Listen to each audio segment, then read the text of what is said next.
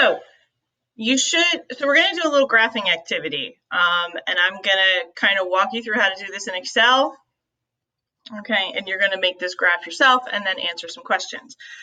So you can see here, I already gave you a little bit of a note, and if you hover over it, this little purple thing, okay, shows you the note. It says, do not edit the red cells. This will be your x-axis. So these are the type of music styles.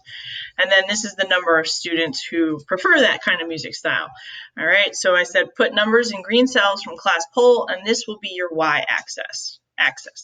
Okay, so let's say from the class poll, we had 5 people who liked rap, 3 people who liked rock, 2, I'm just making these numbers up, 1 person liked classical, 1 person liked Broadway, 2, and then let's say 2.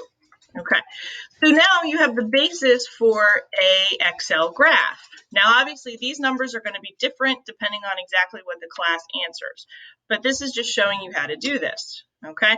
Now, the easy thing is, the beautiful thing about Excel when making a graph, okay, is you just highlight it. You highlight both columns, okay? All right, and then you go to Insert.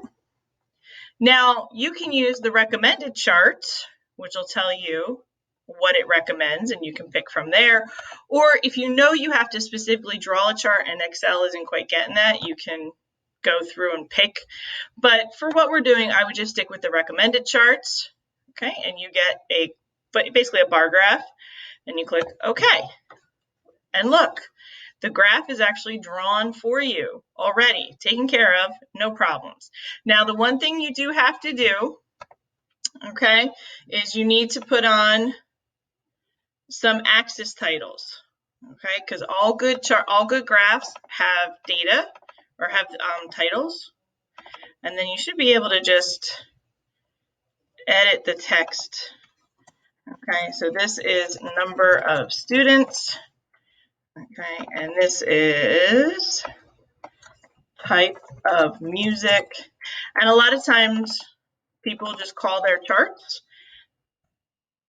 number of students compared to type of music. Whoops, music. And then 10. All right, and your graph is done.